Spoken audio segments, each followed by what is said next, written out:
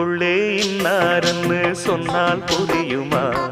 அது கொஞ்சி கொஞ்சி பேசுறது கண்ணில் தெரியுமா? உலகே அழிஞ்சாலும் உன் உருவம் அழியாதே, உயிரே பிரிஞ்சாலும் உறவேதும் பிரியாதே.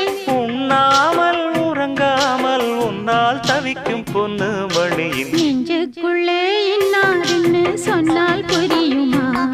அது கொஞ்சி கொஞ்சி